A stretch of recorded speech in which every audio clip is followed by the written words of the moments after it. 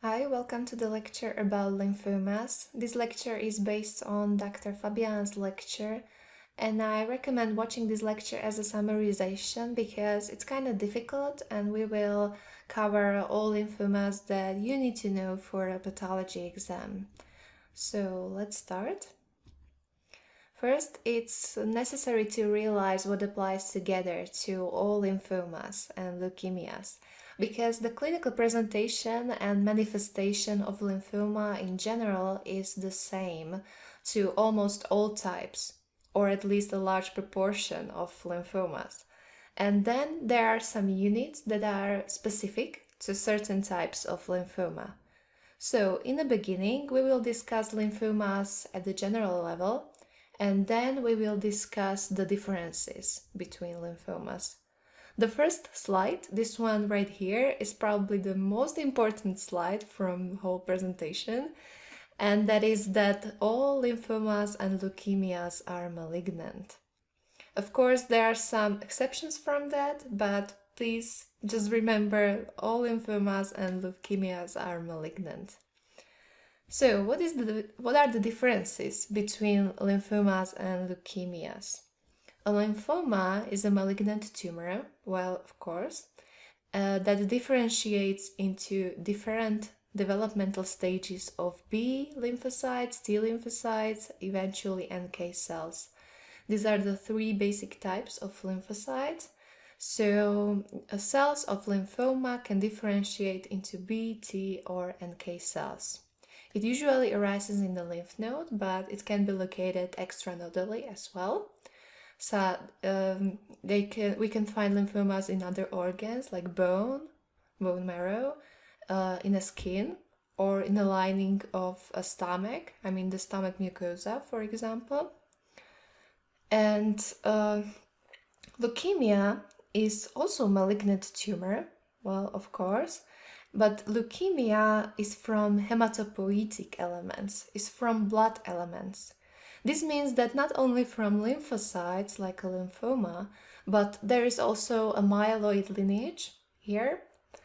And so, for example, granulocytes, or also it can give rise from megakaryocytes, erythrocytes.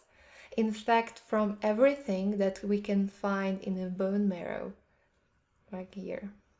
So, leukemia is essentially a tumor that is like a fluid because it releases tumor cells into the peripheral blood. Secondly, leukemia can infiltrate other organs. It's usually the liver or the spleen, the organs that can be infiltrated by leukemia, but it can infiltrate virtually anything. So I'm sorry. So it can be everywhere in the human body, the leukemia. So once again, lymphomas differentiate into lymphocytes, and leukemia can differentiate into any element arising in the bone marrow, like erythrocytes, megakaryocytes, lymphocytes, granulocytes, and so on. So lymphoma is a tumorous mass. It's really like a mass of some cells somewhere. And leukemia is in the bone marrow and releases cells to the periphery, so it's also in the blood. However, very rarely, leukemia does not have to release tumor cells into the periphery, and therefore such leukemia is called aleukemic leukemia. So leukemia that is not really a leukemia because there are no cells in the periphery. I know it's very difficult and strange, but just remember it doesn't have to be like that, that we can, not always we can find leukemia in the periphery, but most of the time it's in the periphery. It's more like a fluid, and also in the bone marrow. Now let's start to complicate it a little bit, like it's not enough.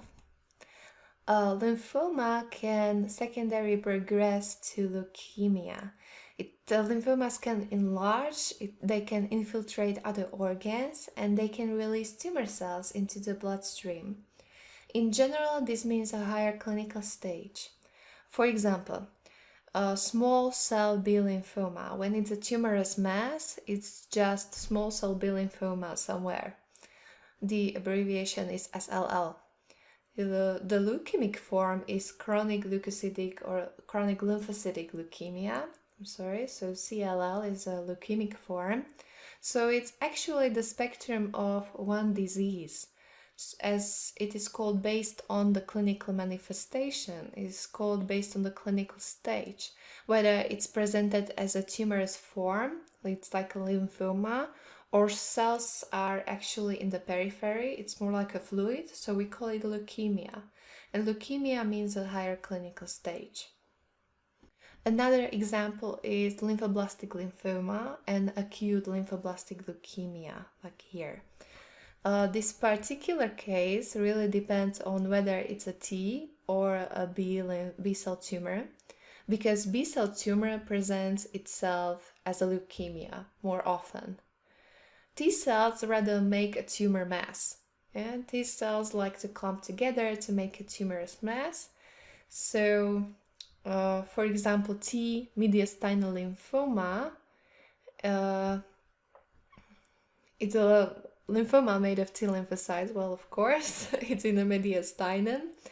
So T lymphoblasts make up lymphoma rather than do a leukemia somewhere.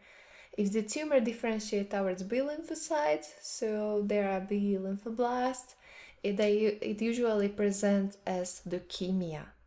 So this particular type is based on whether it's a B or a T cell tumor. And this is absolutely essential.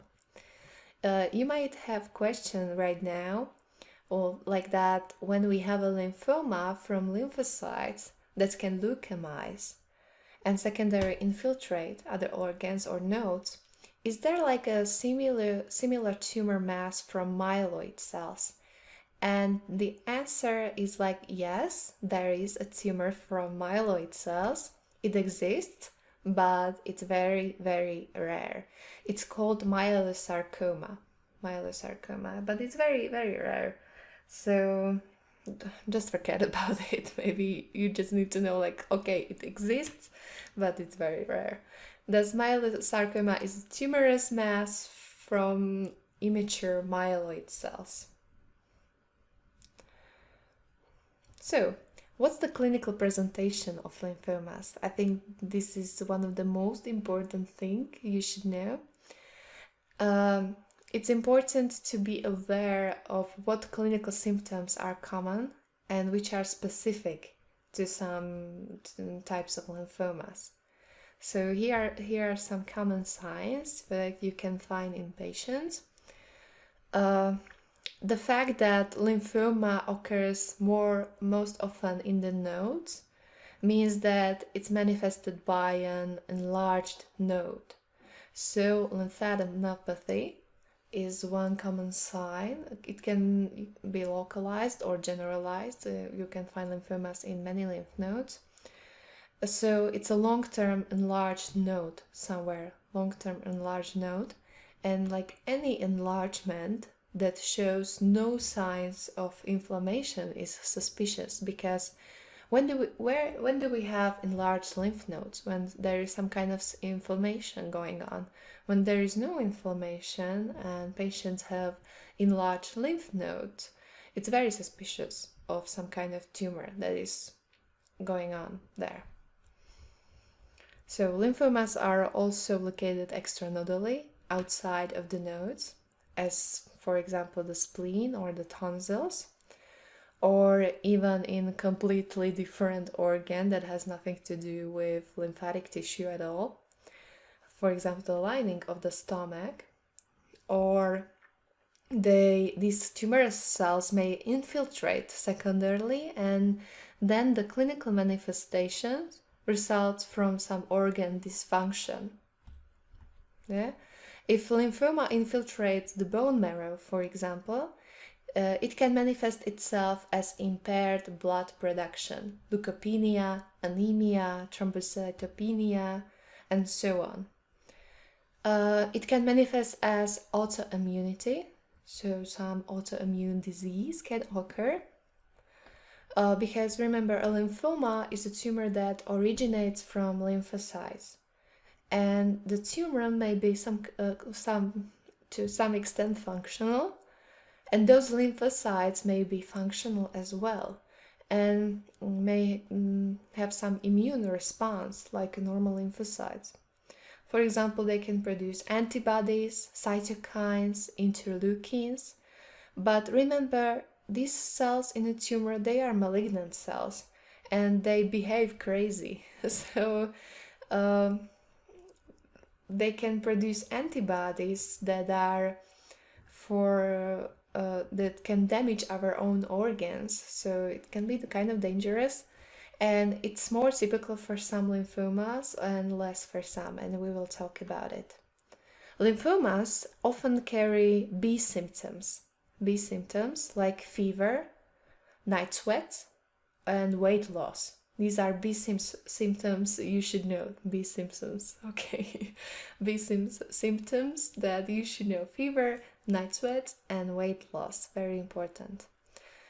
Okay, some symptoms are more specific to some types of lymphomas. Like, let's take an example. Multiple myeloma is a tumor that differentiates into plasma cells, and plasma cells produce antibodies, like normally they do. Thus, patients with multiple myeloma may develop AL, systemic amyloidosis, which we will discuss later, but this can be some kind of a specific symptom that is very specific for multiple myeloma, for example. So, what are the clinical stages of lymphoma? You should know that each lymphoma has a specific behavior and staging, each one. But we can summarize it in these 4 stages. And the first stage means the involvement of one node or one group of nodes, or involvement of one organ. So first stage, one lymph node, one group of nodes, or one organ affected. That's okay. The second stage affects 2 or more areas, but on the same side of the diaphragm. That is like above the diaphragm or below the diaphragm. The third stage means more areas on both sides of the diaphragm. And the fourth stage is like the completely disseminated tumor, like it's everywhere. So just remember the diaphragm. It's very important for us to stage the disease. If it's above or below diaphragm, or it's on the both sides, that's very important. As for grading, what does it mean, grade? You know the stage, like the stage in general means where is the tumor located. Are there many organs that are affected, or only one organ, one node, or where it is? The grade actually means how does the tumor look like under a microscope. It's nice or it looks strange.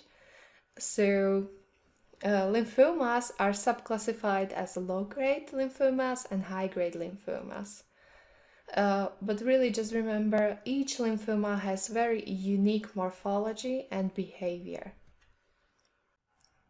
Okay, so we can also call low-grade lymphomas indolent. It's okay. And they are small to medium-sized cell tumors.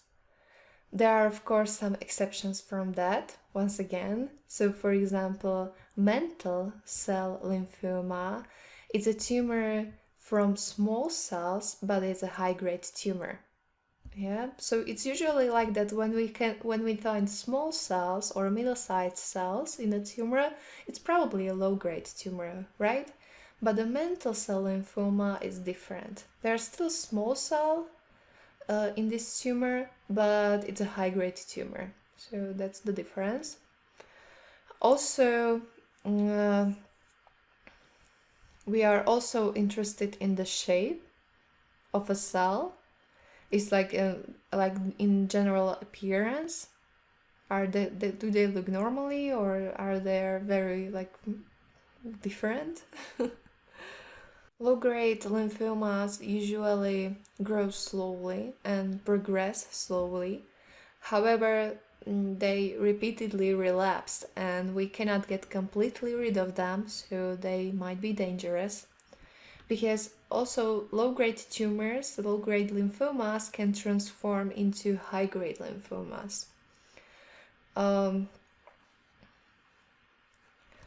So for some, this is more or less typical to transform to high-grade tumor. And the lymphoma into which they transform is usually diffuse large B-cell lymphoma. High-grade lymphomas are mostly composed of large cells, so when we find large cells in a specimen, we just know that it's probably a high-grade tumor, which is more dangerous. And these high-grade tumors have high mitotic activity, and if left untreated, they can kill the patient within months or even weeks, so they are very dangerous. How do we classify lymphomas? This is also important. We classify them into two basic groups, namely Hodgkin lymphoma. It's a non-single lymphoma, it's a group of lymphomas, and non-Hodgkin lymphoma.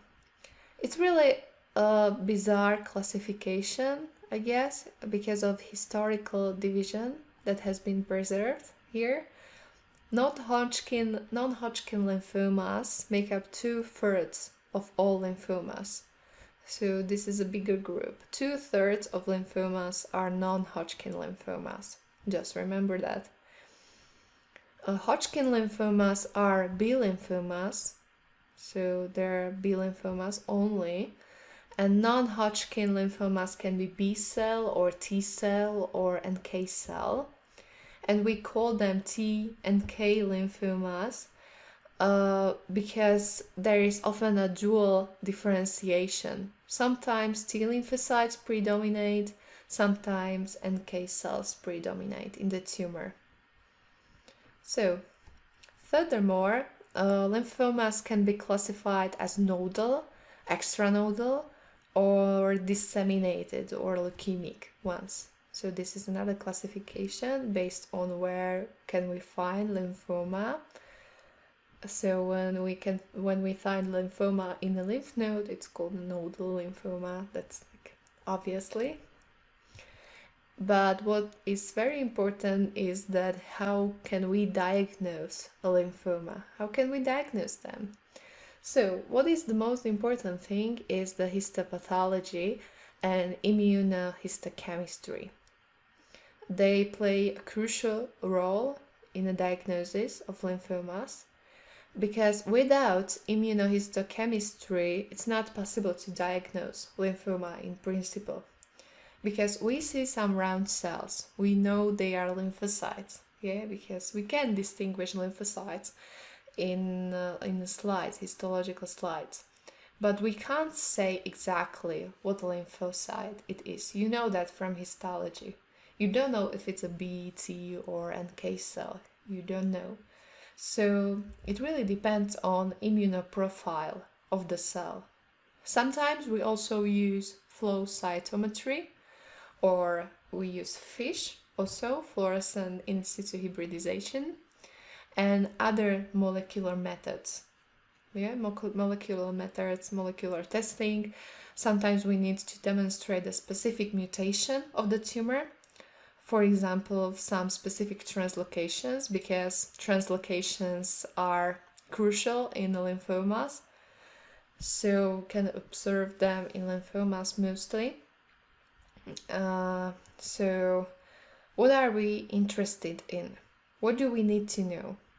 The first thing we are interested in is the pattern of the infiltration, how lymphoma grows. The lymph node affected by the tumor no longer has nicely differentiated follicles. You probably know how normal lymph node looks like the follicles in the cortex, medulla without follicles, and normal a capsule around with trabecules that are going to the center of the lymph node. So we just want to see this kind of normal structure of a lymph node. Also, some lymphomas grow diffusely, others grow nodularly. They make nodules. Some lymphomas are diffuse in the tissue, diffusely. Then we are interested in what the cells look like, how big they are. They are very big, it's more likely for them to be a high-grade tumor. They are small or middle-sized, well, it's probably a low-grade tumor, but, well, you never know. Exactly. So we need an immunoprofile or some other things that we are looking for. We will talk about it specifically in each lymphoma. So what is the size? What is the shape of the cell? What's the immunoprofile of the cell? So we can tell for sure this is a T, B lymphocyte, and K cell. Some cells tend to differentiate into lymphocyte developmental stages. Like not some cells, all cells in lymphoma tend to differentiate into some developmental stages of B and T lymphocytes. This means that some lymphocytes differentiate into germinal center cells, some differentiate into mantle zone cells, plasma cells, immature lymphocytes. But sometimes these cells are so malignant that we cannot even say what it wants to differentiate into. Yeah, so sometimes the cells look so bizarre that we can't even tell. Okay, this is probably a plasma cell or a differentiating plasma cell or immature lymphocyte or whatever. Sometimes they are so malignant we can't even tell. Thus, lymphomas can be divided according to the developmental stage of the lymphocyte. In general, we have tumors from precursor cells and from mature cells. So precursor cells and mature cells. The precursor cells are lymphoblasts. In B lymphomas, or in lymphomas from B lymphocytes, they are blasts from the bone marrow. And in T lymphocytes, they are blasts from the thymus area. But of course, all immune cells are made in the bone marrow, but T lymphocytes gain immunocompetence in the thymus, so therefore these blasts are from the thymus area here.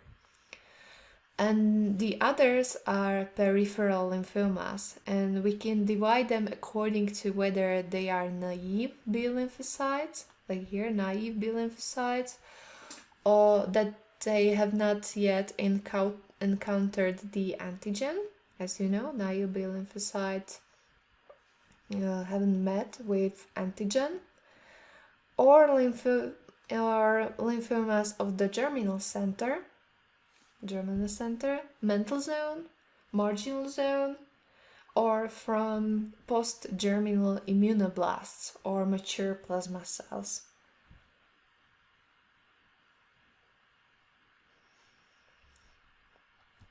So we are also interested in the cells themselves. How do they look like?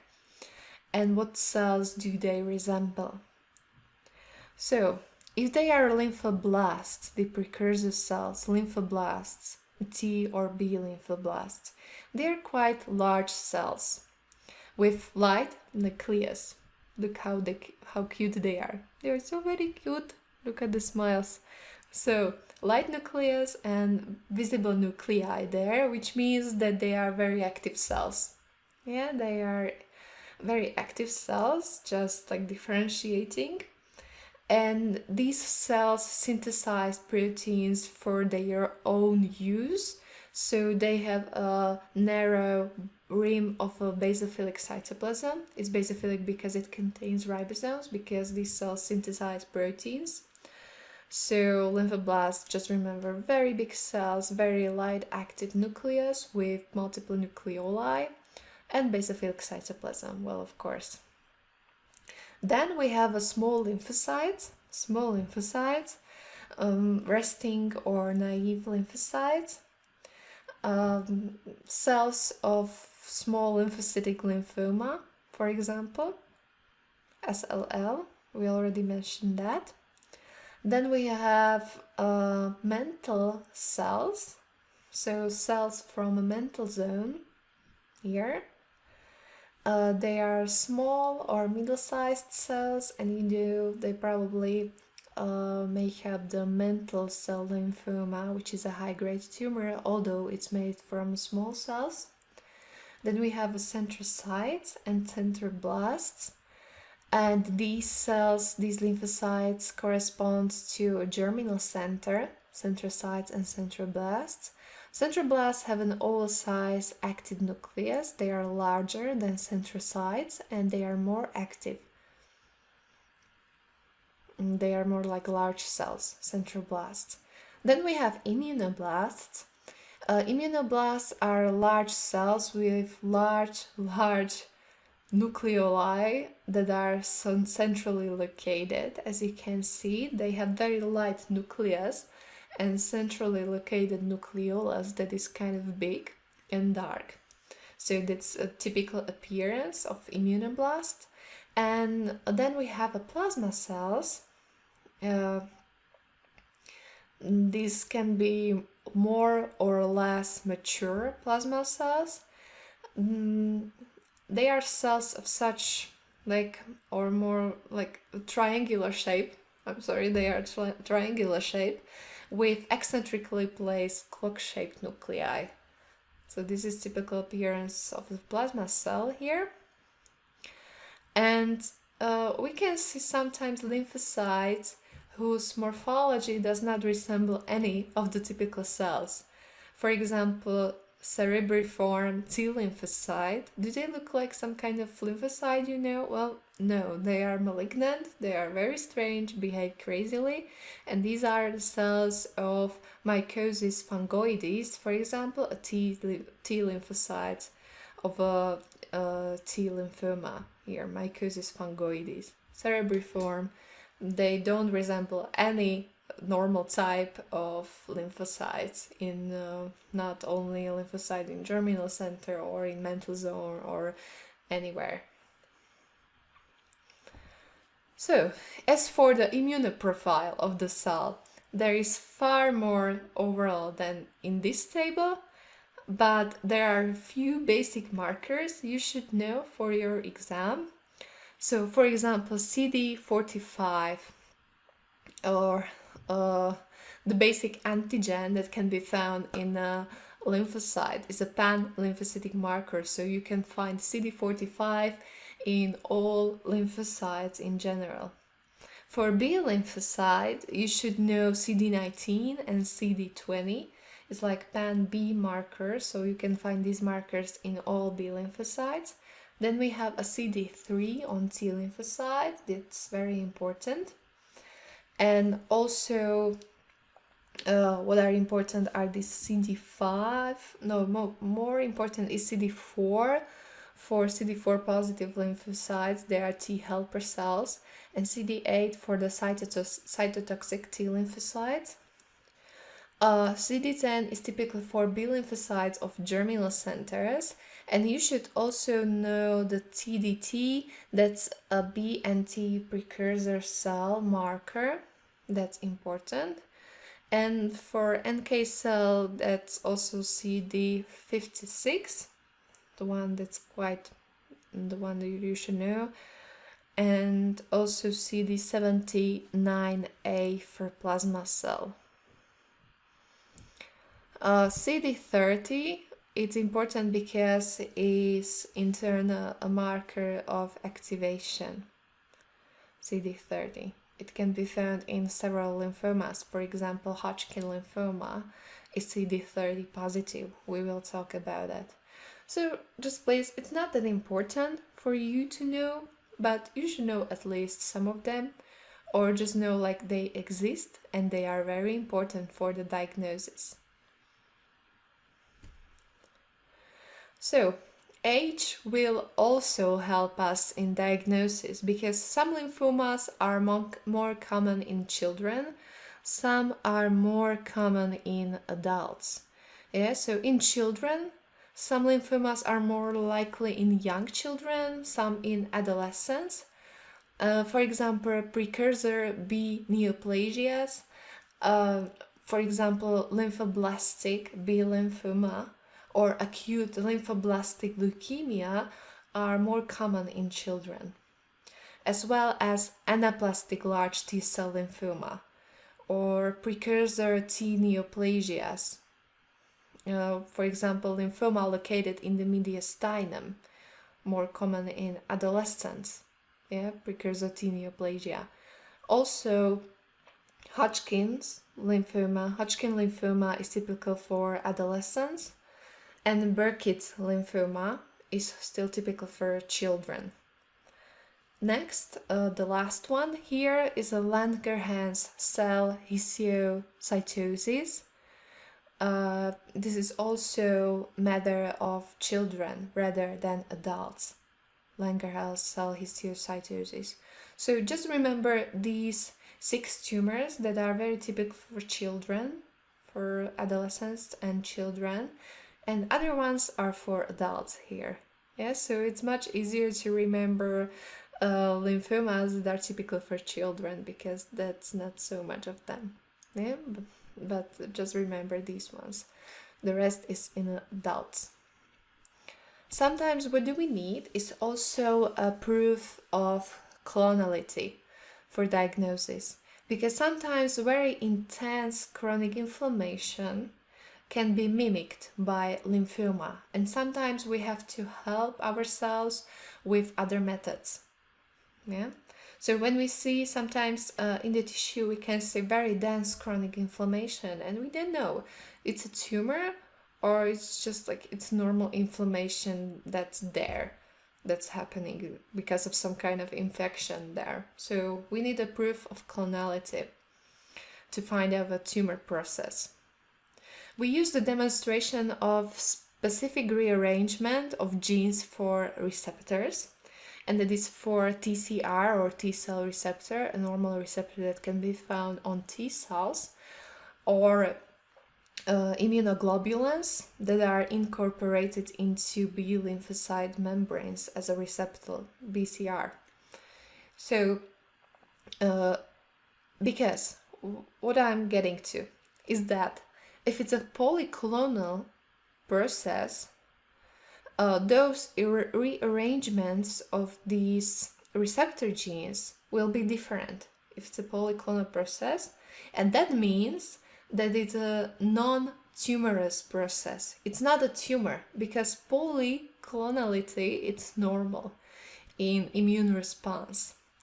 And if it's a clonal tumor, if it's a tumor, then we have a clonal process.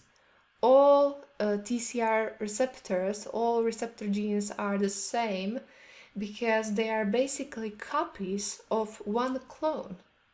So we know in that case that's a tumor because they are just copies of one clone.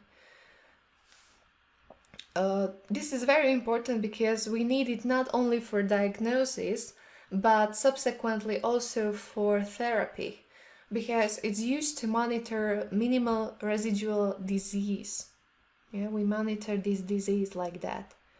Because when we treat a patient, the lymphoma may no longer be clinically detectable, but we can monitor the residue in a bone marrow, and we use a clonality test for that. So we are trafficking the clones or the copies of clones in a bone marrow, a minimal residual disease. It's also very important for the treatment, not only for diagnosis. Okay, now let's get to the specific tumor units. We will deal with what is specific to specific tumor units, what is specific to specific tumor units. So let's just start with precursor neoplasms, shall we? These tumors originate from lymphoblasts, where they become blocked. So we just created lymphoblasts, like boom, in the bone marrow, and now they are blocked. So they cannot differentiate into any other type of lymphoblasts. That's kind of sad. So They can be B or T lymphoblasts. B neoplasias are often presented as leukemia, and the lymphoma form is less common. It's in the young children, not completely in newborns, but acute lymphoblastic leukemia can also occur in newborns, but it's more aggressive in that case. So just remember, B neoplasias, like very small children, infants to 5 years of age. It's the most common malignancy of childhood, and that's very important, like the most common malignancy of pediatric age in general, like at all, acute lymphoblastic leukemia. It responds well to treatment, so overall prognosis is quite good because there is a good response to chemotherapy, and it can often infiltrate periosteum, so it can manifest itself as bone pain in young children. It further infiltrates the testes, so these testes are then enlarged and painful, or meninges. So it can manifest itself as some neurological symptoms. T precursor neoplasia occur more in the form of lymphoma, as we have discussed earlier, in the mediastinal region. It acts like a mass. Yeah, it's a lymphoma, it's a mass in the mediastinum, so it can press to the surrounding tissues, surrounding structures. It's in older children, so adolescents, and the prognosis is good in overall, like relatively good prognosis. So this mediastinal tumor can, like, there is this compression of adjacent structures around, so it can manifest itself as a superior vena cava syndrome, or it can compress a trachea also. That can be kind of dangerous, but overall prognosis is quite good. As for histology, it is the proliferation of lymphoblasts. So we can see many immature cells there with a light nucleus and narrow basophilic rim of a cytoplasm, as you remember those cute cells that I showed you earlier. So very big cells with light active nucleus, visible nucleoli, and a rim of basophilic cytoplasm around them. So that's how they look like. They are, of course, larger than the resting lymphocytes, and immunohistochemistry will determine whether it's a T or a B neoplasia, because, of course, we will not detect it with normal staining like this. In this picture, we cannot tell. So we will use markers for T or B lymphocytes. So, we now move to tumors from mature or peripheral B cells, so mature peripheral B cell neoplasias. They usually affect adults. Okay, they affect adults.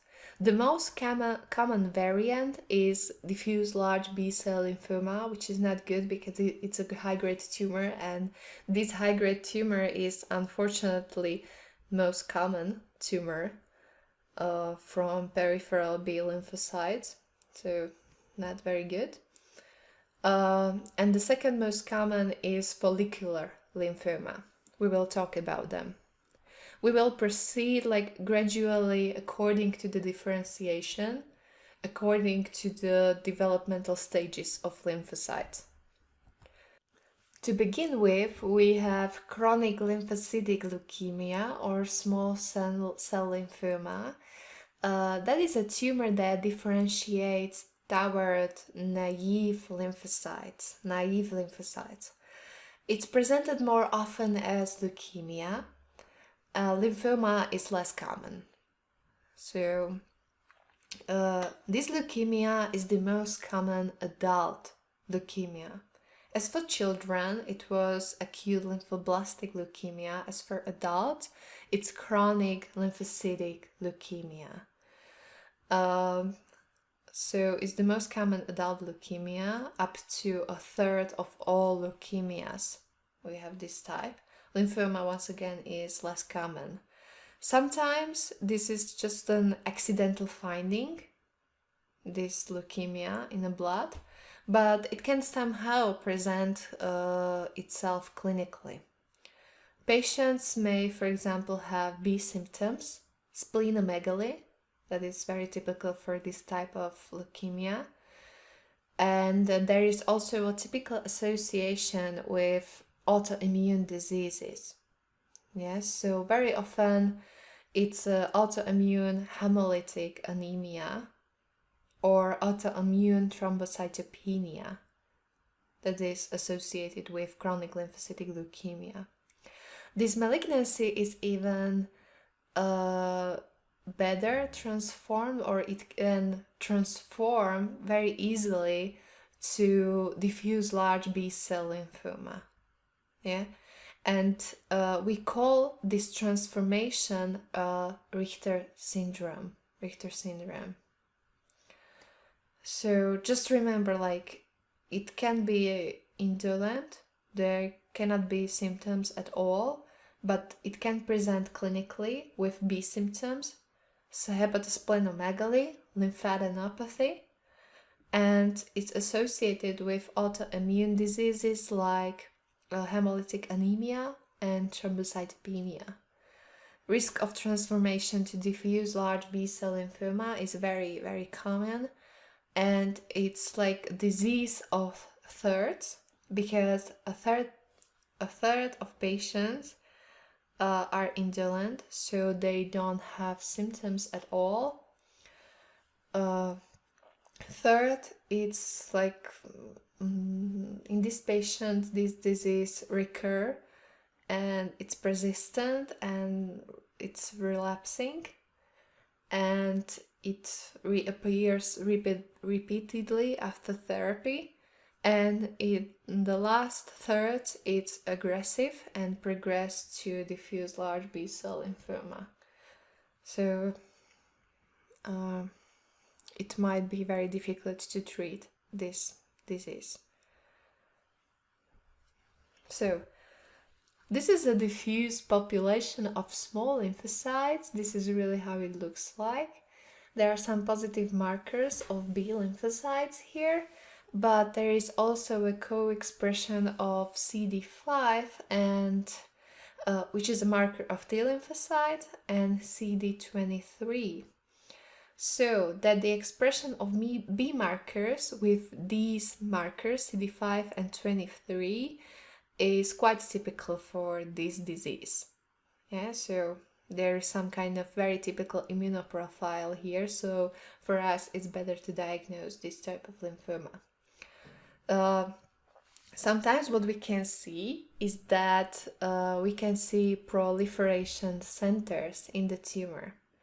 At lower magnification, not actually here, but in lower magnification, they are such pale areas, and at the higher magnification we find slightly larger lymphocytes in them, which have lighter nuclei and are and have very visible nucleoli. So there is a population of small lymphocytes everywhere, and there are some proliferation centers which contain larger lymphocytes there that are more active than the other ones there. So that's a typical feature of chronic lymphocytic leukemia, or this small cell lymphoma here.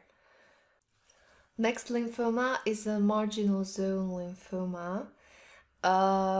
This lymphoma typically grows extranodally, so anywhere around lymph nodes, mostly in the mucosa of GI tract. So GI tract is very typical for marginal zone lymphoma.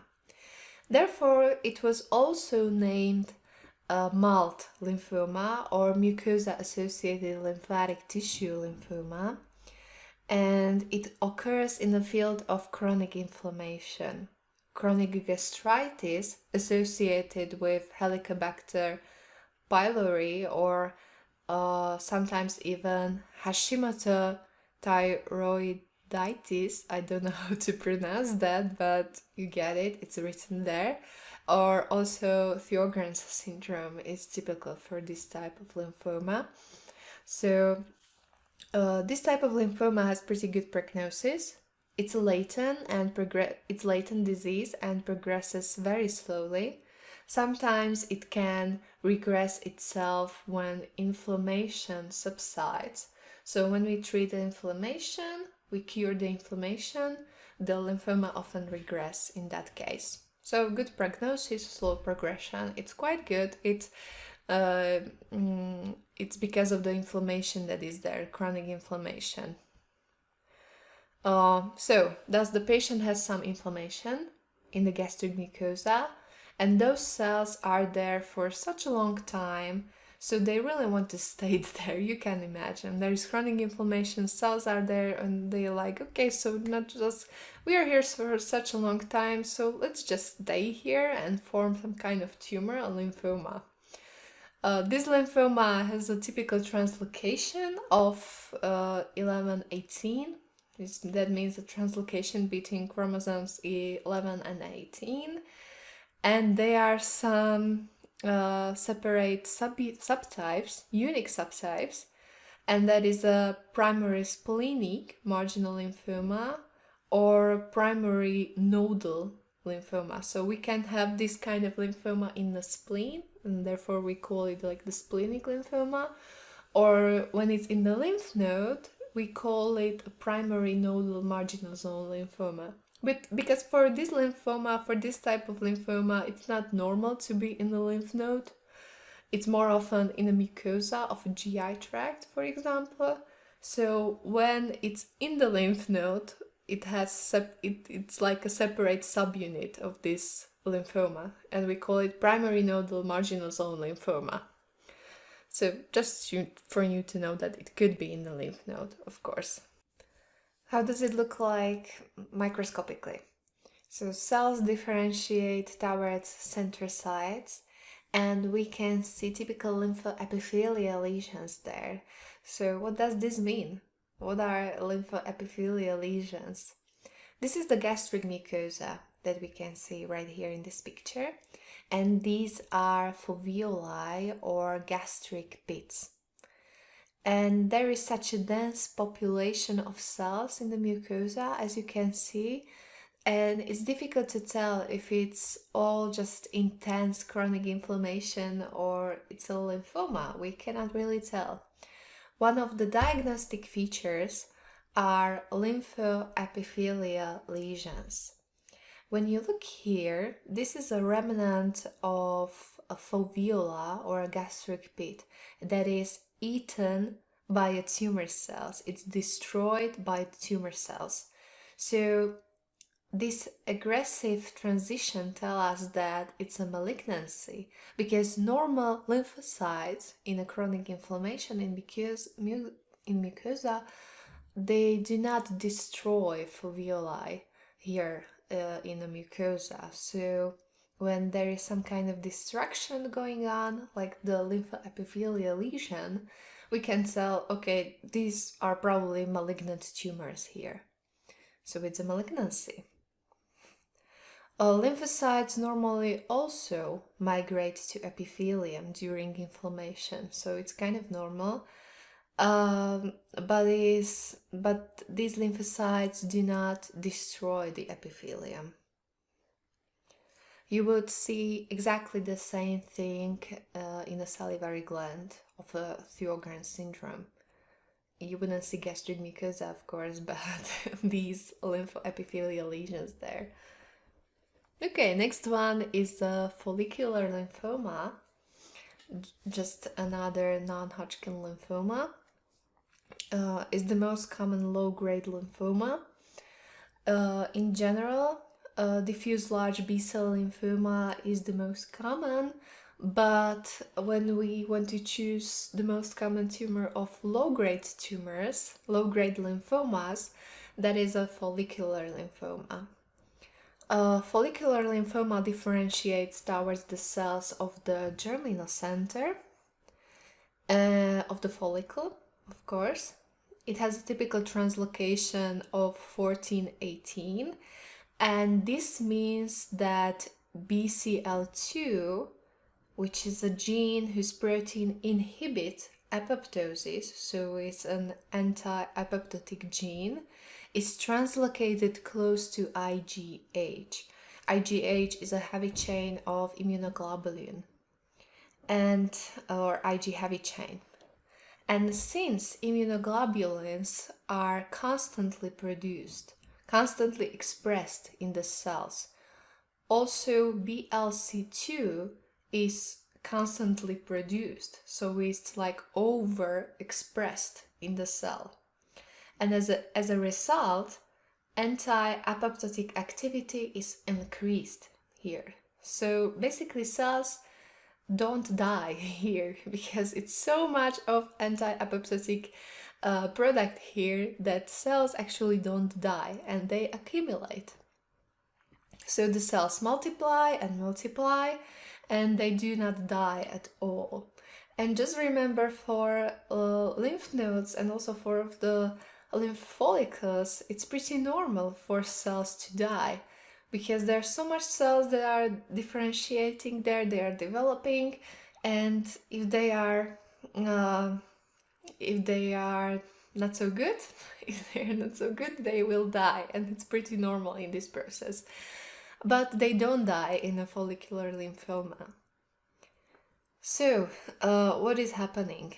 Like, the clinical manifestation of this disease is, of course, lymphadenopathy, and later an infiltration of organs and bone marrow. So we have like enlarged lymph nodes and an infiltration of other organs. And in the bone marrow, it creates a typical sleeve-like infiltrates around bone trabecules. So imagine, for example, these are just like bone trabecules that you can normally find in a bone marrow, and they do these like you can find many of these cells of follicular lymphoma around trabecules, making like this sleeve-like infiltrates here in the bone marrow.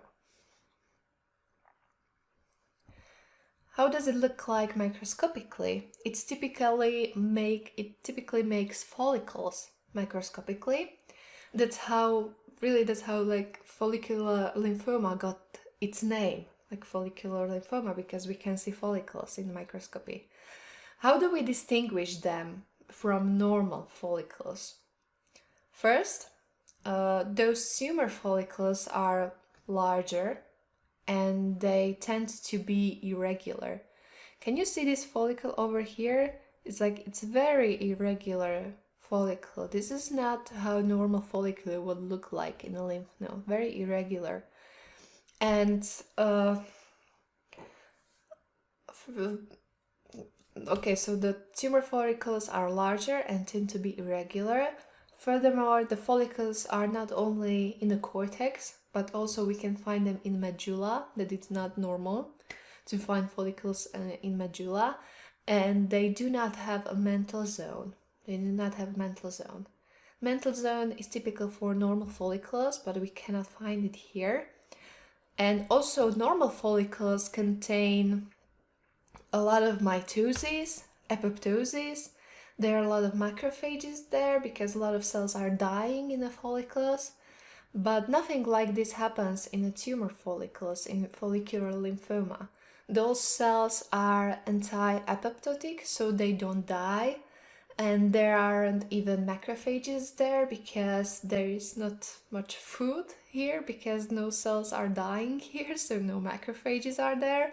So paradoxically, the tumor follicle looks very calm, like it's nothing happening here. Yeah, everybody will survive here. And if we still don't know, we can help with immunohistochemistry. So we can actually visualize BCL2 by immunohistochemistry, and we don't want anti-apoptosis, because we want to fail the lymphocytes in the follicle to die. So a normal follicle will be BCL2 negative, of course. This is not normal follicle over here. This is a BCL2 positive follicle. So that means that we have a lot of anti-apoptotic activity here, so therefore it's a follicular lymphoma, probably. So we can see it's brown here in the follicles. It's because of BCL2 positivity here. So, if there are more centrocytes in a follicle, it's more of grade 1 and 2. If there are more centroblasts, it's a higher grade, it's grade 3.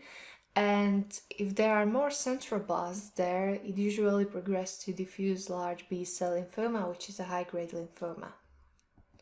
Next, we have a mantle cell lymphoma. This tumor is very aggressive tumor. It's although it comes from smaller cells, as you remember, it behaves like a high-grade tumor. At the time of diagnosis, it's often generalized, disseminated, it's everywhere, sometimes leukemized, and it often infiltrates the lining of the intestine and makes many polyps there. So it's called, and this is called lymphomatoid polyposis, that it infiltrates bowel mucosa and form many polyps there, lymphomatoid polyposis. A typical translocation is 1114, and once again we have some gene that is translocated under Ig heavy chain. So once again, it's like, in this case, it's not an overexpression, because maybe you know cyclin D1. Cyclin D1 is activated in embryonic development.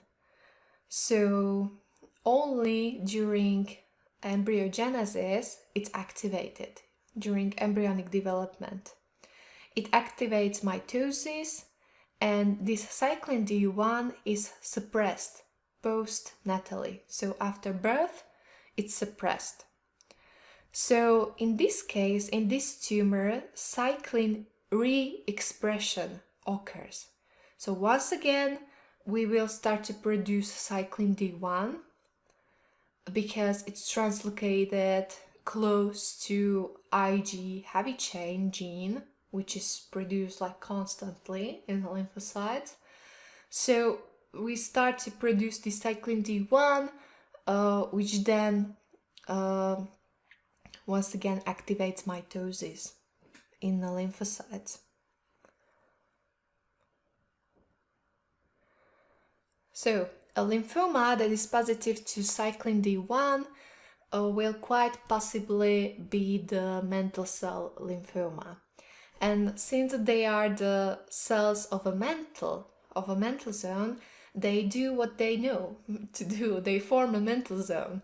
So how does it look like under microscope is that we have very big mantle zone. I know this looks like a spoiled egg here, but whatever. Imagine this is just the germinal center over here, and this is a mantle zone. Very big mantle zone there.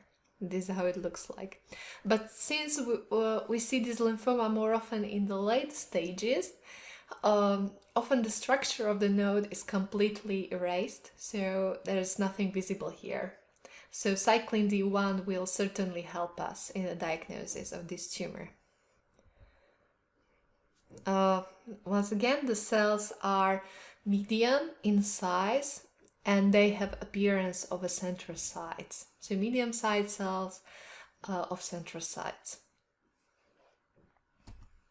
So next we are moving to the worst one, and that is a diffuse large B-cell lymphoma. Once again, it's a high-grade lymphoma, and this lymphoma is behaving very aggressively. It's not a single lymphoma. Don't imagine this tumor as a single lymphoma, please. It's a whole group of lymphomas. This includes many units that differ in morphology, they differ in cause and biological behavior, so it's not just one tumor. In general, it's an aggressive tumor, and it also appears extranodally and also in the nodes, so it can be everywhere. Usually, Waldeyer ring is affected, Waldeyer ring, so in the nodes or extranodally. It can be caused by de novo mutation or progression from another lymphoma. As I told you earlier, it can progress from several types of lymphomas, and it can have several types of mutations also. So we can find many mutations there. For example, the BCL6 mutation, which is a transcriptional repressor, and sometimes translocation of 1418, in which BCL2 goes like too close to Ig heavy chain once again. Or we can find the c-MYC mutations, and when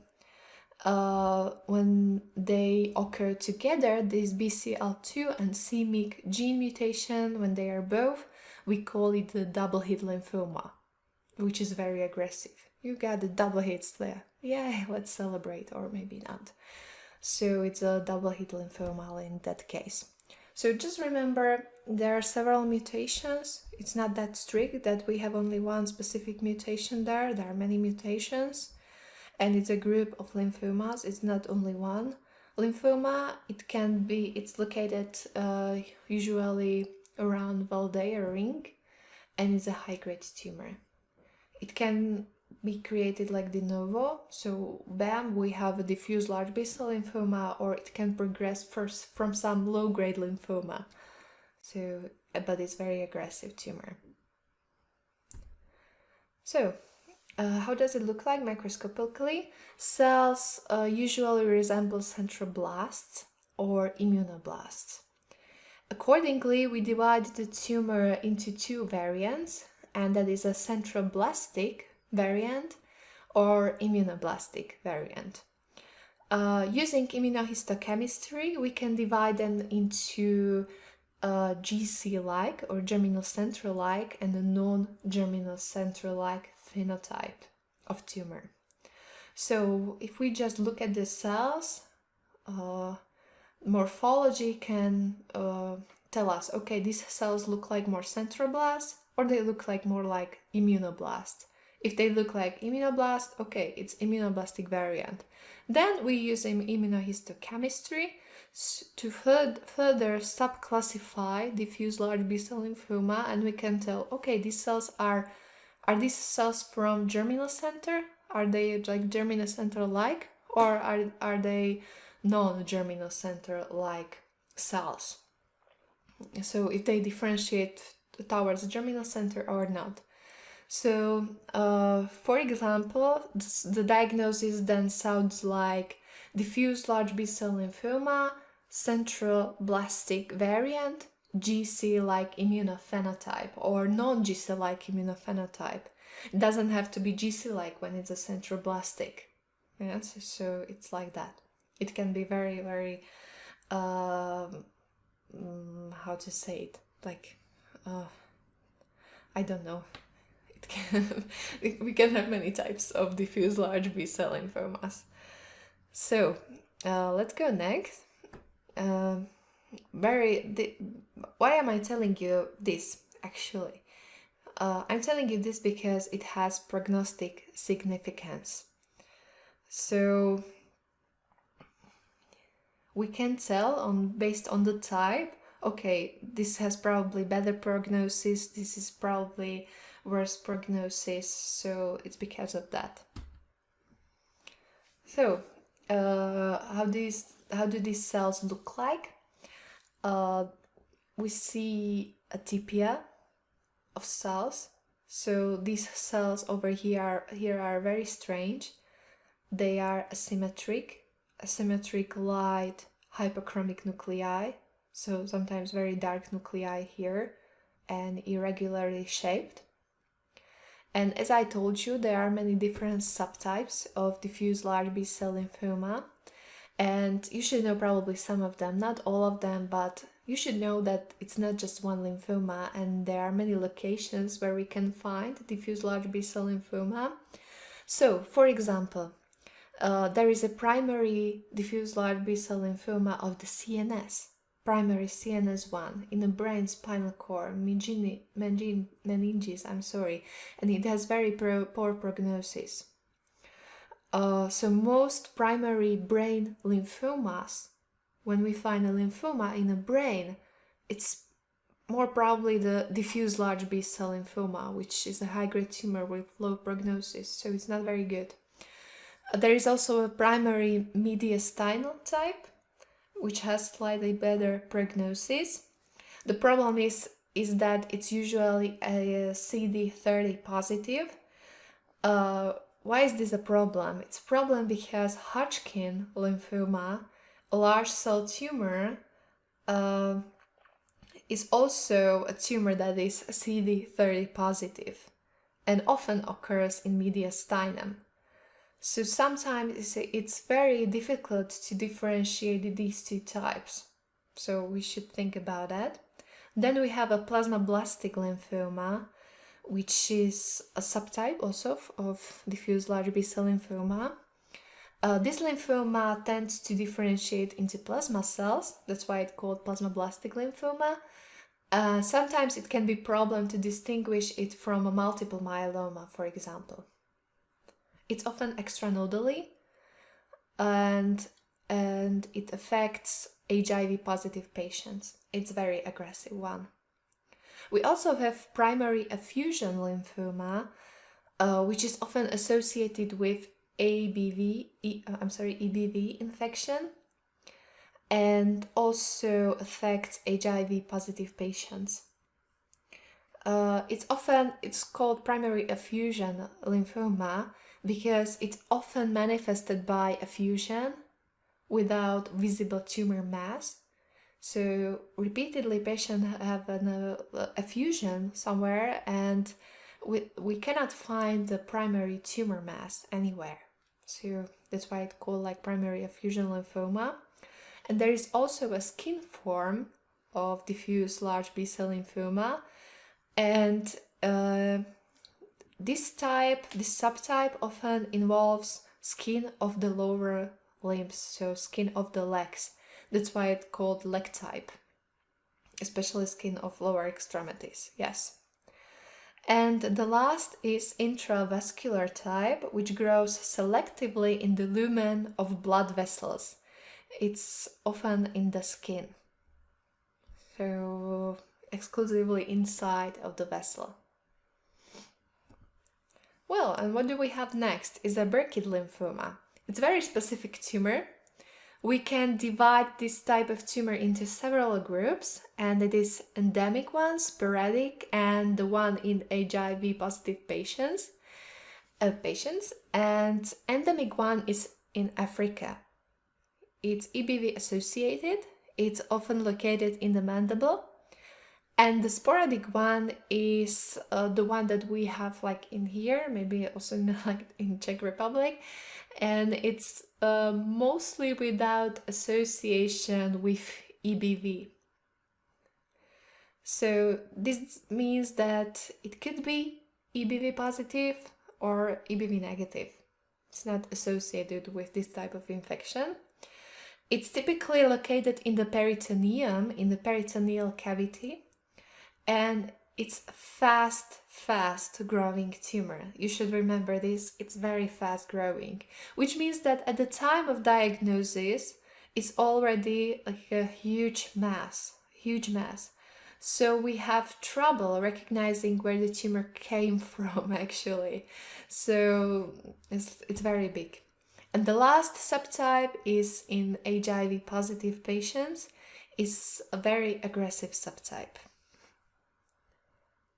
So this type of lymphoma, the Burkitt lymphoma, often affects children and adolescents. It's probably the fastest growing tumor.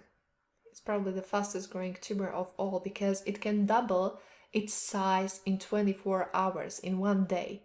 It responds well to treatment, but we must act fast because it's growing so fast. So the overall prognosis is quite good. Yeah. What is very specific is that care must be taken during treatment. We cannot give very aggressive therapy here because there will be a rapid breakdown of cells. And when there is a rapid breakdown of cells, these cells will release acid and potassium, and this can lead to life-threatening tumor lysis syndrome.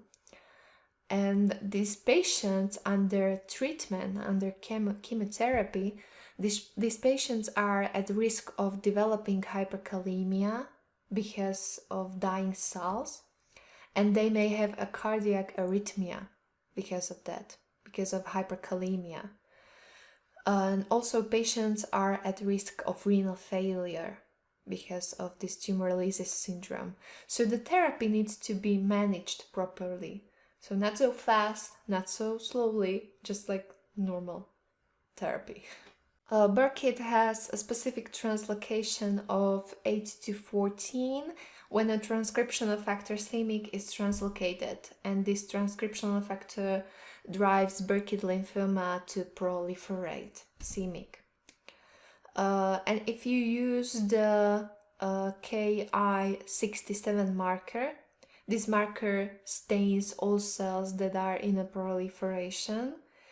So it doesn't stain cells that are in a G0 phase. So Burkitt's lymphoma would be almost 100 positive to this marker of proliferation. So because almost all cells proliferate here.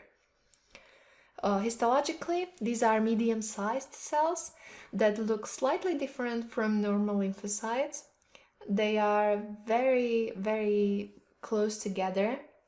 So they have like oval or square shape because they stick to each other because there are so many of them together. So they are rather polygonal.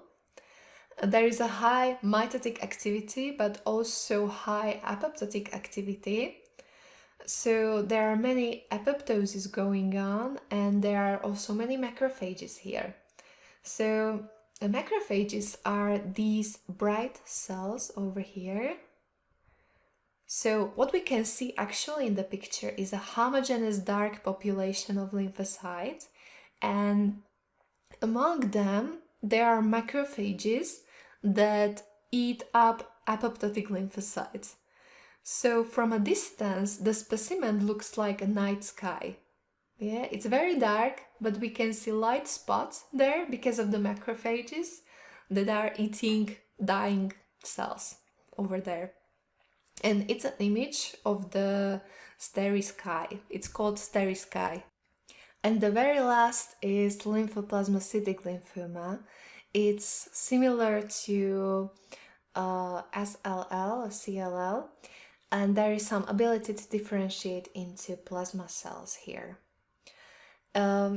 It's really the tumor that likes to infiltrate the bone marrow, and at the time of diagnosis it's often generalized. So this lymphoma is very aggressive, this type. The cells are capable of producing antibodies, immunoglobulins, but unlike multiple myeloma,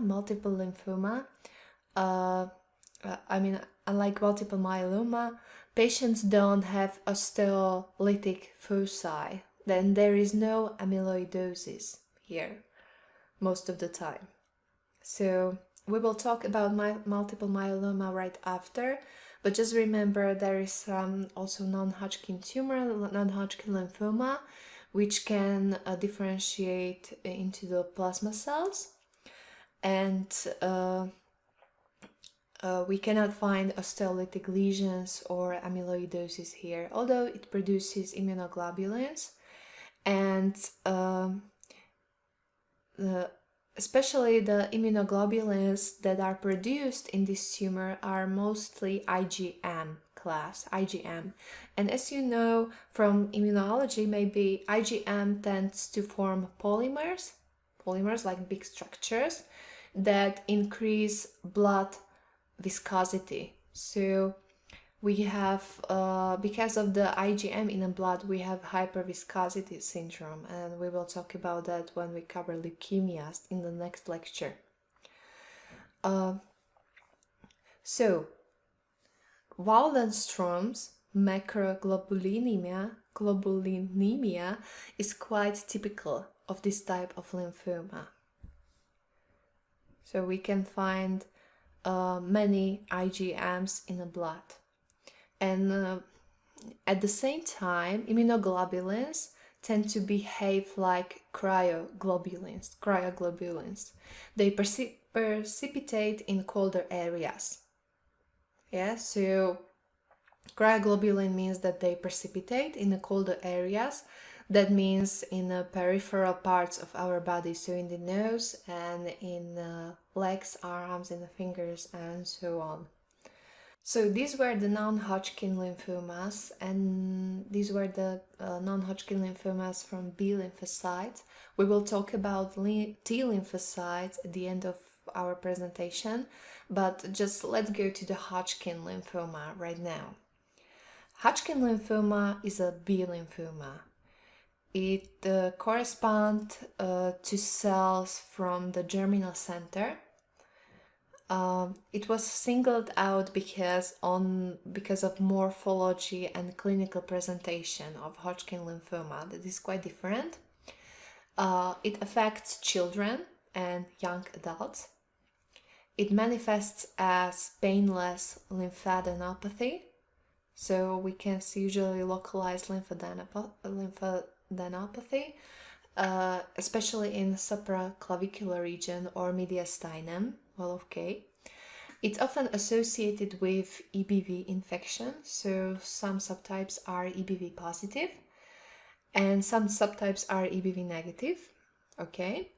And it has a very good prognosis because in a dissemination state, when it's like disseminated everywhere in generalized stage, it has a 5-year survival of about 60%. This number still looks awful, probably to some of you, but when you realize that in this stage of dissemination it can be completely everywhere and still you have a 5-year survival rate about 60%, it's quite good. It's not that bad. So the overall prognosis is rather good.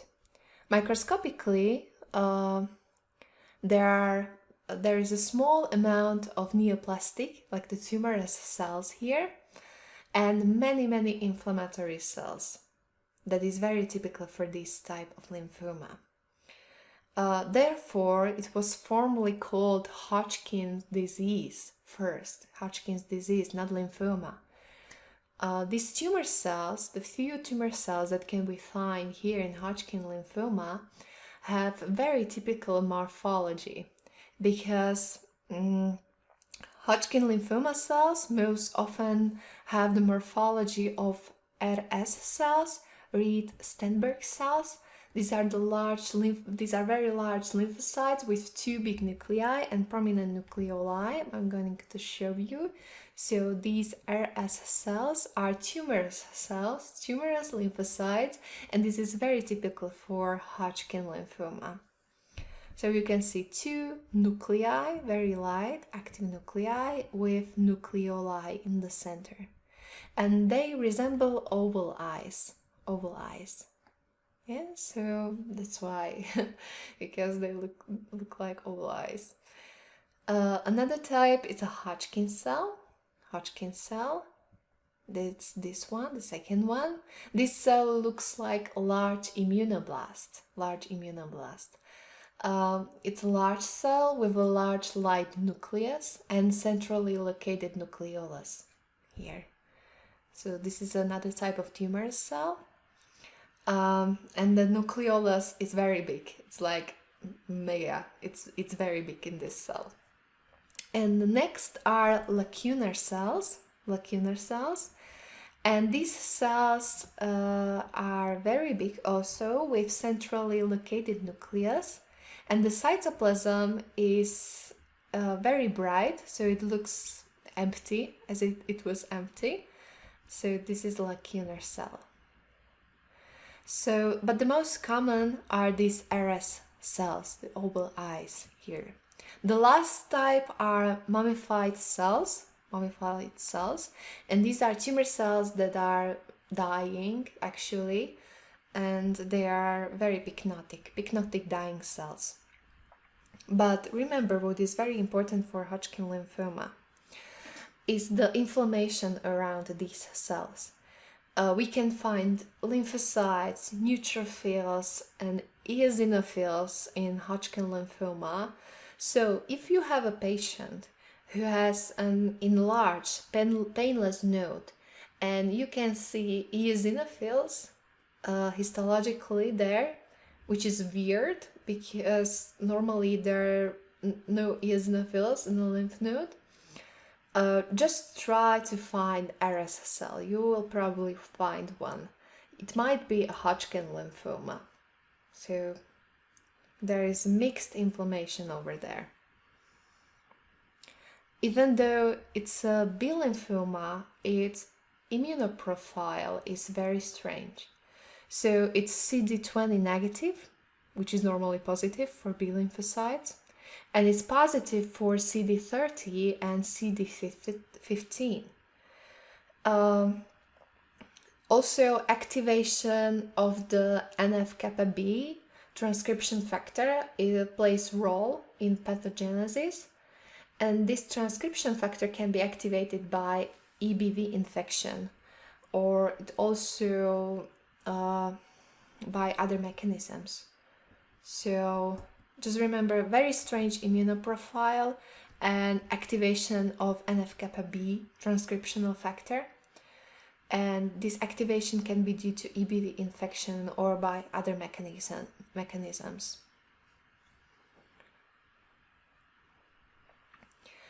What is happening because of this activation is that this transcriptional factor will rescue damaged germinal center cells. So those cells that would normally die of apoptosis will be saved because of this factor. And because they are damaged, they accumulate various mutations. Yeah, because they are damaged, they accumulate mutations. So they don't even have the CDs they should have because they are damaged. So therefore they are CD20 negative. Therefore we can find this very strange immunoprofile here because they're accumulating various mutations. They are not normal, they are malignant cells. Well done. As I told you, Hodgkin lymphoma is a group of lymphomas. It's not just like one lymphoma. We divide Hodgkin lymphomas into two groups: classical Hodgkin lymphoma, which have many other subunits here, and the other one is a nodular lymphocytic predominant Hodgkin lymphoma, or older term is paragranuloma. So let's start with the classical Hodgkin lymphoma, and that is a nodular sclerotic type. Yes, nodular sclerosing. It's the most common type. So if you remember this one, it's good. It's the most common type. And it's like 70% of all classical Hodgkin lymphoma. It typically makes nodes that are separated by strips of fibrous tissue. We can see it here in this picture. So we have these like nodes over here, the follicles, and there are strips of fibrous tissue all around. This is the sclerosis all around here. So this is the inflammatory nodule here, where we can find tumor cells that are typical for Hodgkin lymphoma, and around there is a sclerosis. So here is an inflammatory nodule where we can find also tumor cells, but most of the cells are normal inflammatory cells over here. And because of the inflammation, lymph nodes are like stick together. There are many of them together in one place in the human body. So they're like packed together. And often this type is EBV negative, this type. Then we have a classical Hodgkin lymphoma with mixed cellularity. This type of lymphoma tends to be EBV positive. We can find a diffuse mixture of inflammatory cells here. There is no sclerosis at all. And it also affects older people, not just adolescents. Then we have a lymphocyte-rich type. It's like obvious from the name that we can find mostly lymphocytes there. Neoplastic cells are in minority, and inflammation predominates. There are almost only lymphocytes. Okay, mostly it's EBV positive, and it's very rare. Then we have lymphoma with lymphocyte depletion, or a classical Hodgkin lymphoma lymphocyte depleted type. And this one, how would I say it? Is the rarest type, and it also affects the elderly. It often occurs in the retroperitoneum, in the retroperitoneal lymph nodes, so it's very hard to diagnose this tumor. And it's typical for this tumor is that the tumor cells dominate here. So we have many tumor cells here, not so many normal inflammatory cells like in other types. So, and we can tell based on that when we have many neoplastic cells here, well, probably this type of tumor is the most aggressive one, yeah, because we don't have normal inflammatory cells here, only like many tumorous cells there. Of course, there are some inflammatory cells there, but not so many than like in other types here. So this was the classical Hodgkin lymphoma, and next we have nodular lymphocyte predominant Hodgkin lymphoma. Like, what a name! I like paragranuloma more, but okay, this is the new name for this tumor. So it made up like 10% of all Hodgkin lymphomas, mostly EBV negative, located especially supraclavicularly and axillary lymph nodes, and it has quite good prognosis. Okay. Microscopically, the tumor cells of this lymphoma are really large. They are so large and have very strange nuclei. Like in this type, this is the nucleus that is very strange, and they just look like popcorn. They look like popcorn cells. That's why they called like popcorn cells, because these cells look like popcorn. It's pity I don't have a popcorn right now, but I have some chips.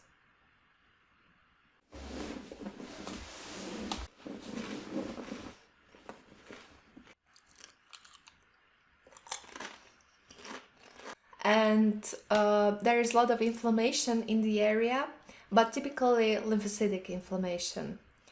And these lymphocytes form such rosettes around neoplastic cells. So, for example, around these cells, this popcorn cell here, we would find many lymphocytes all around, forming like rosettes all around. It's usually CD30 negative. So it's like classic B lymphoma, CD30 negative. That's all to Hodgkin lymphoma. Now let's probably look at plasma cell tumors or plasmacytic tumors. And these are the clonal proliferations of plasma cells. Well, yeah.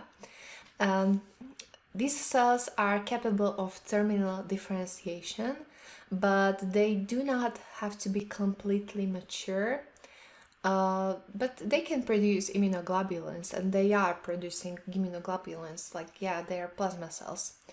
And these immunoglobulins are monoclonal. immunoglobulins, so all are the same. And we can detect monoclonal immunoglobulins in the blood. We can detect either complete immunoglobulin or just light chain or heavy chains of these immunoglobulins.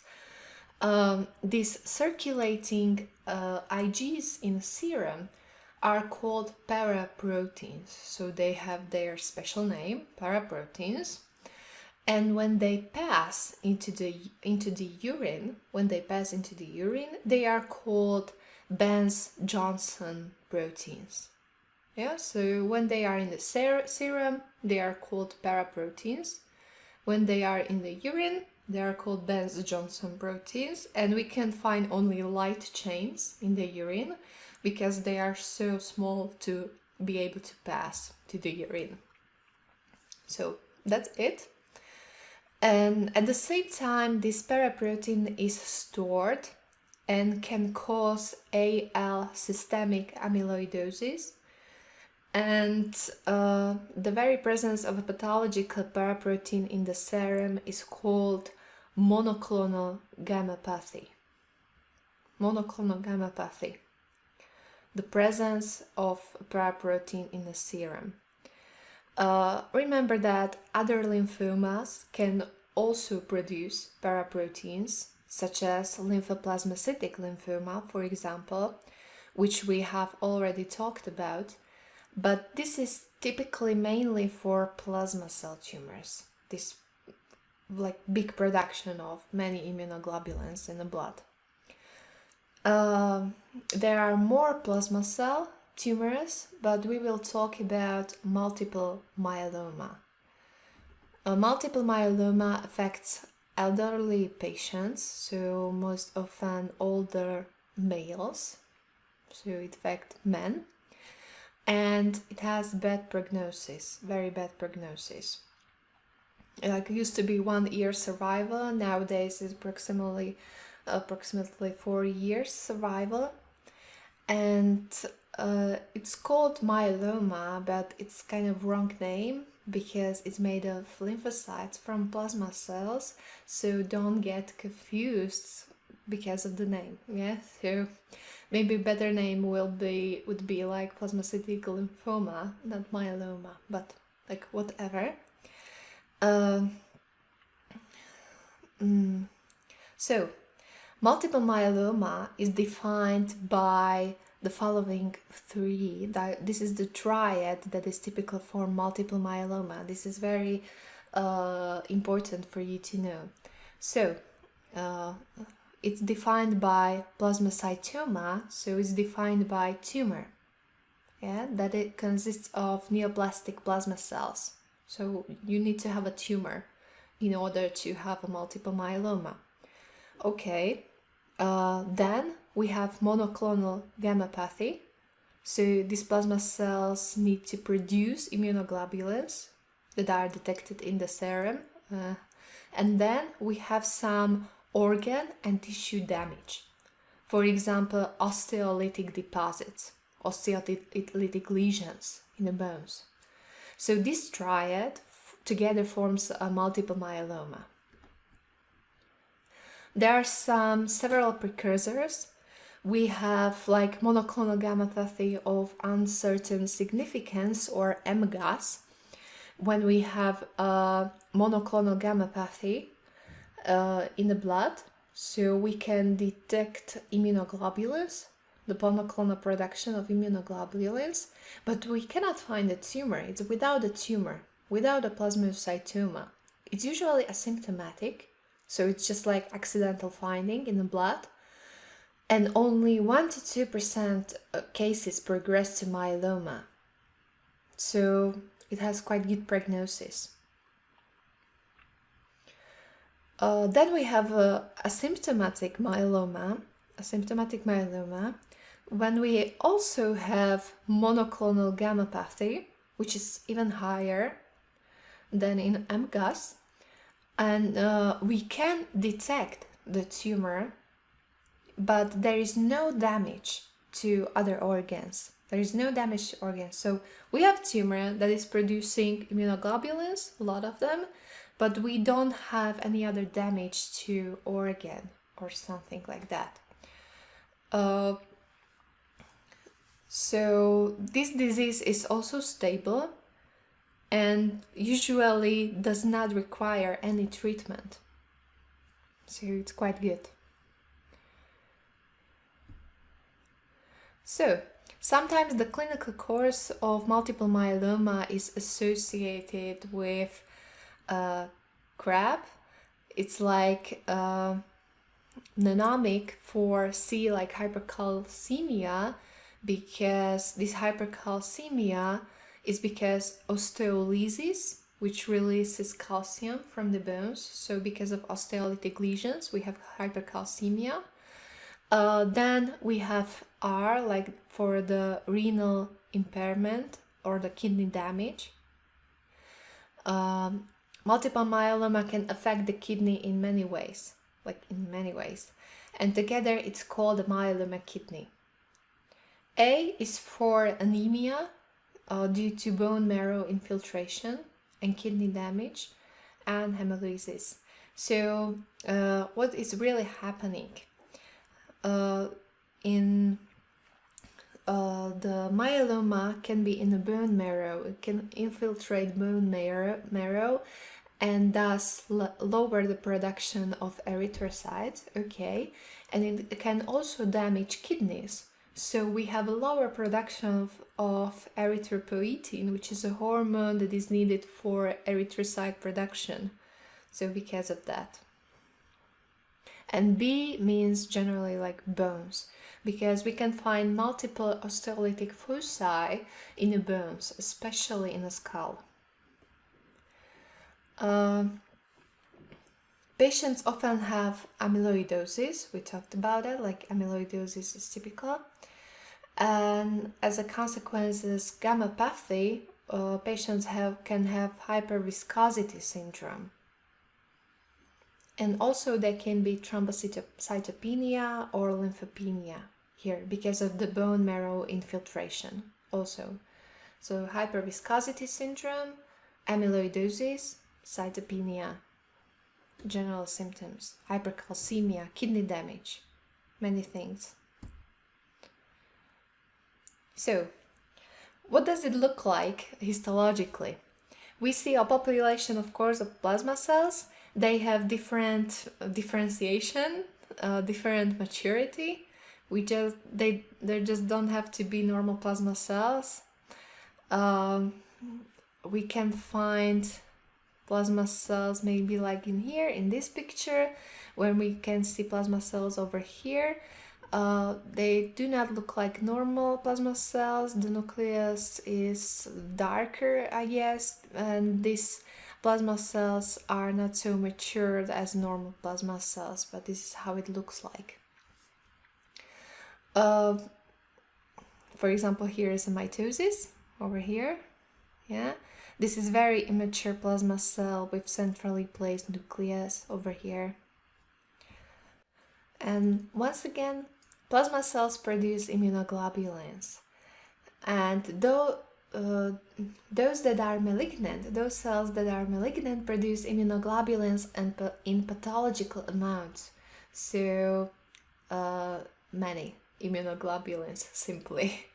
And you may know from histology that plasma cells store immunoglobulins in rough endoplasmic reticulum inside.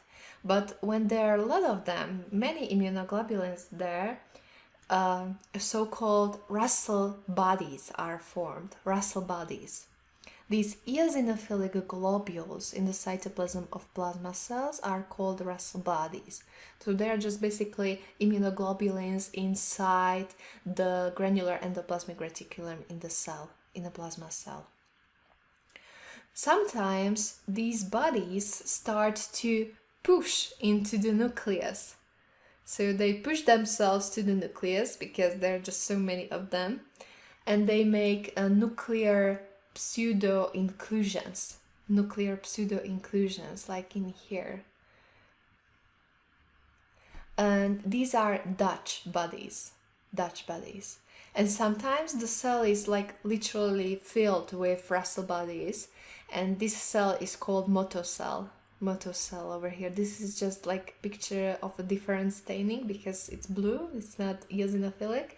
But imagine like many Russell bodies inside, so this cell is called motocell. So we can find many types of cells in multiple myeloma based on how much do they contain these immunoglobulins inside.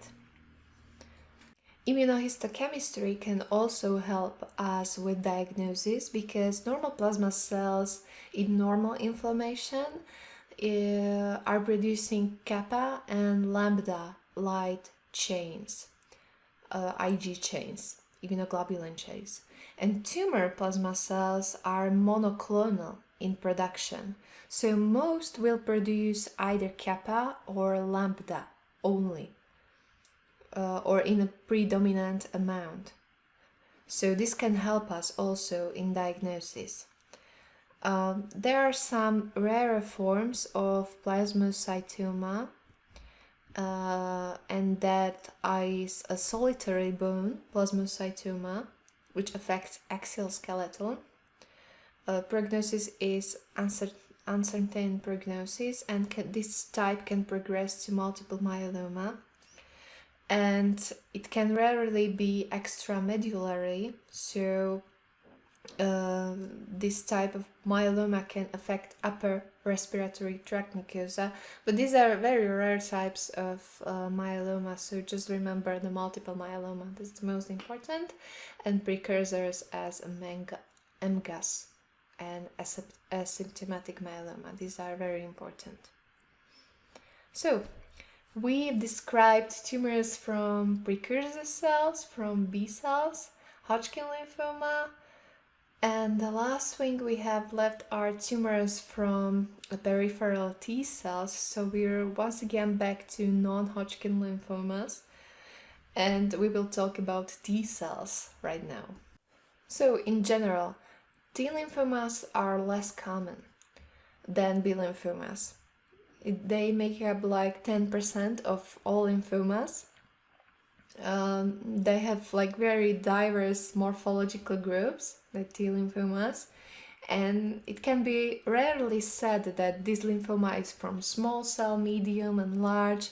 We cannot say that. There is sometimes very heterogeneous population, like most of the time there is heterogeneous population of differently sized cells, so we cannot tell.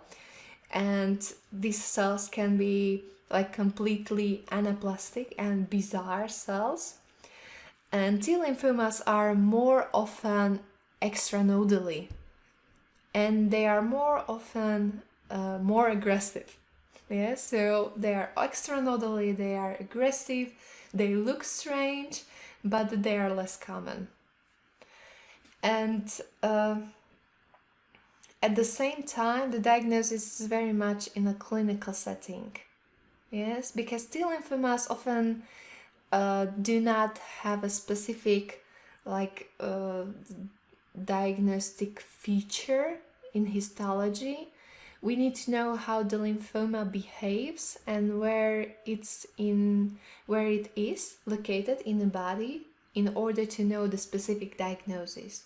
So we are not looking for a specific feature microscopically, but we need to know the location of the T lymphoma and how it is behaving and what is it doing in the body. So let's start with some types. And first is mycosis fungoides or Sézary syndrome. And it's a weird name. It means basically like a mushroom of a mushroom or something like that. I don't know how to translate it in English, but what is important is that it's a cutaneous lymphoma. It's formed in the skin, and it's based on CD4 helper T lymphocytes. It differentiates towards CD4 helper T lymphocyte. That's important because of the diagnosis. its course is rather slow, so it's slow tumor, and but it can reach generalization. It can leukemize. Microscopically, the lymphocytes look atypical, very atypical. They have a nucleus that looks like a brain, kind of. Well, probably, okay, so that's why they are called cerebriform lymphocytes, because their nuclei do look like a brain. So it has got, these cells have got multi-lobular nuclei, okay, and these cells tend to behave aggressively, very aggressively. So at first it really looks histologically very inconspicuous, but it can mimic dermatitis, normal dermatitis. In these early stages, it's good to trust a clinical dermatologist rather than pathologist, because a clinician often has a higher suspicion than a pathologist in this early stage. What is happening here is that tumor cells massively penetrate the epidermis and can form up to cavities that are filled with tumor cells, and these are called portray microabscesses. That's the next stage, when they penetrate into the epidermis, and this epidermis is filled with cerebriform cells, and these blisters of epidermis are called microabscesses, portray microabscesses. Then we have a late stage, when we have a fungiform cutaneous lesions. So these tumors start to grow outside, and form fungiform cutaneous lesions.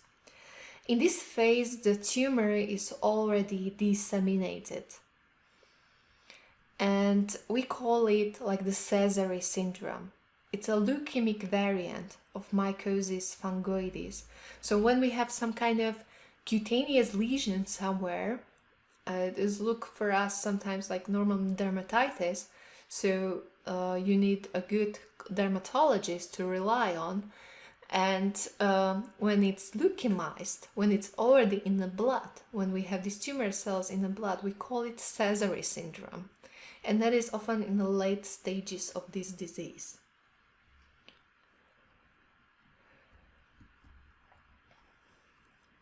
So we can detect tumor cells in the blood, and therefore we call these cells as Sézary cells when they are in the blood, neoplastic cells.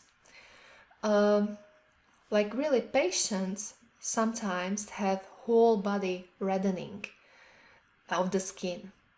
And what does it mean when we have many red spots on the skin? It's like the diffuse infiltration of a tumor cells in the skin. So it's like part of Sézary syndrome, a leukemic form of mycosis fungoides.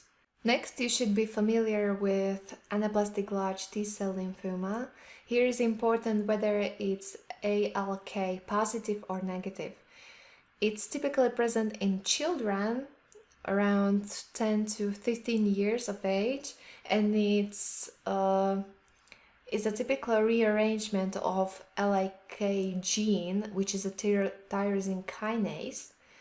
And really, this gene is said to be so-called promiscuous gene, because it has many partners with whom it makes translocations. So just remember, important translocation is 2 to 5 chromosome, and when in this type, it's this LAK is translocated under nucleophosmin, which is a chaperone, and you probably know chaperone is an organelle that helps to fold proteins in the cells into their final structure, the proteins. So that even LAK tyrosine kinase is produced to an increased extent here. So we have more this tyrosine kinase. And we can detect LAK immunohistochemically. Thus, anaplastic large cell lymphoma is LAK positive and CD30 positive. It can be located nodally or extranodal, and overall prognosis is quite good. So just remember, we can have anaplastic large T cell lymphoma, which is either LAK positive or LAK negative. LAK positive one is typical for children. It can be in the nodes or extranodally, and it's quite good. Then we can have LAK negative type, which is typical for adult patients, and it has very poor prognosis. It's an aggressive tumor. So we need this specific translocation in order to tell, okay, it will have good prognosis or it will have bad prognosis. Okay, so that's why it's important. So how it looks histologically, there are these large cells that are bizarre, very bizarre large cells. We can see strange horseshoe-shaped nucleus over here. And this cell is called Hallmark Cell. Hallmark Cell. We can see it right here, for example, in here or also in here. Hallmark Cell. And because the cells are very large and bizarre, it can mimic carcinoma. Yes, so immunohistochemistry must be done to determine if it's really a lymphoma or a carcinoma in this case. Carcinoma is a cancer from epithelial cells. It's a tumor from epithelial cells, so you should be able to detect somehow if it's a lymphoma or carcinoma. So we use immunohistochemistry here. And LAK status is crucial for the treatment, for the diagnosis, for the prognosis. Then we have enteropathy associated T cell lymphoma. It occurs in intestine in the field of celiac disease. So it develops in a terrain of celiac disease. Therefore, usually affects small bowel. Okay, makes sense. This lymphoma is often a first clinical manifestation, and like the bowel perforation is characteristic here. It's an aggressive lymphoma. This lymphoma is as a result from refractory celiac disease. Refractory means that this celiac disease has not responded to treatment for at least 6 months. That means it's refractory celiac disease. Doesn't respond for treatment at least for 6 months. We distinguish two types. That's type 1 and type 2. And what's happening here is that celiac disease histologically, it's a chronic inflammation of the duodenum, as you probably know. The duodenum is full of chronic inflammation. We can see it over here. This is just like normal mucosa of duodenum. And there we have a submucosa over here. So we can see chronic inflammation here. And lymphocytes tend to penetrate into the superficial epithelium here. So it's an intraepithelial lymphocytosis here. There are CD8 positive, so cytotoxic lymphocytes, and it's very typical for celiac disease because those lymphocytes follow the antigen over here. And the antigen is in the lumen and it's gluten in the food in this case. So CD8 positive cytotoxic lymphocytes following antigen here in the lumen of the duodenum.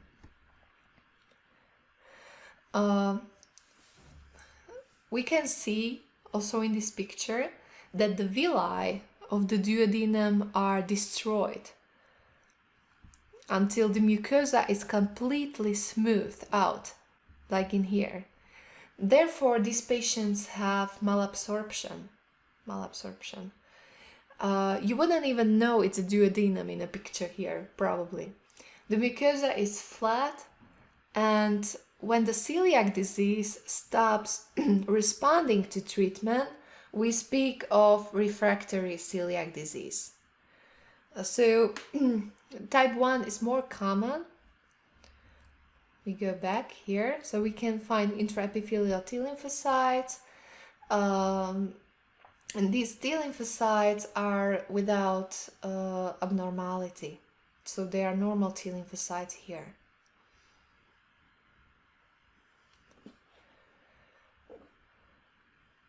However, when celiac disease is type 2, those intraepithelial lymphocytes lose CD8 expression, and they are monoclonal. What does it mean? This means that they are a tumorous population. So type 2 refractory celiac disease is actually a lymphoma in situ, and it progresses to invasive lymphoma, which damages the duodenal wall. We can see it in this picture right here. The wall of duodenum is no longer here at all. We cannot see it. The surface is not preserved. There is an ulceration over here, and entire wall is filled by a massive population of tumorous cells over here. Such lymphoma has very bad prognosis, poor prognosis here. And some last types of T lymphomas, finally. So the last type we have angioimmunoblastic T cell lymphoma that exists. It's very rare. And this lymphoma differentiates towards helper T lymphocytes or lymphatic follicles. It's often EBV positive. It's aggressive. It's usually disseminated with very poor prognosis, and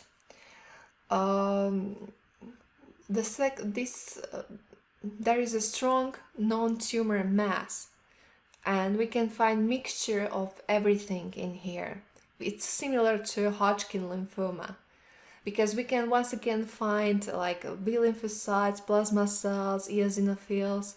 So once again, some inflammatory background that's very similar to Hodgkin lymphoma.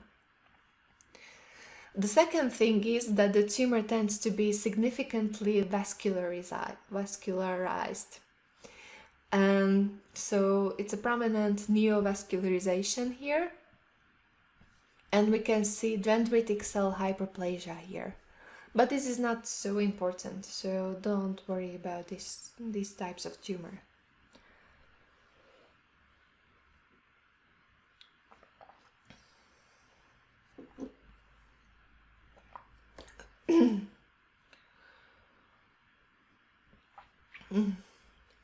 And if we can't classify T lymphoma into anything else, we use the term the T lymphoma NOS or NOS. It's such a waste basket for lymphomas. It's quite common. It makes about a third of all peripheral lymphomas, peripheral T lymphomas, and it has a bad overall prognosis. And this is the last slide. There is adult T cell leukemia or lymphoma.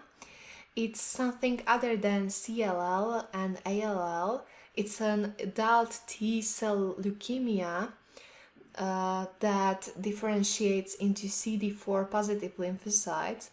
And it's different because it's associated with infection of HTLV1 virus, which is human T leukemia virus 1. It's mostly in Japan with very poor prognosis. So it has a rapid progression and poor prognosis. And the last one is extranodal NKT lymphoma.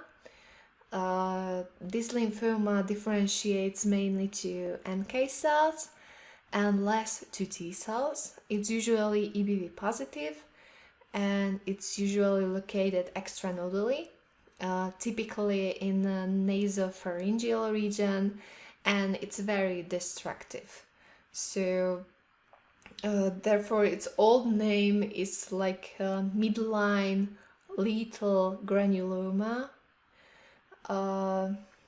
because it's like significantly angiotropic, so it's in the vessels and it damages the vessels, the walls of blood vessels, which then, like, when the vessels are damaged somewhere, when the thrombosis forms in those vessels, and it causes ischemic necrosis in that area. So, like, the breakdown of the tissue in this area, in the nasopharyngeal region, is because of the ischemic necrosis, is because of the blockage of the vessels, because of the tumor, because it infiltrates the blood vessels. So, okay, this was kind of difficult also for me to explain everything. I know this lecture is going to be quite long, but okay. We covered all lymphomas. If you have any questions, ask them down below in the comment section and we will try to respond as fast as possible. Okay, bye.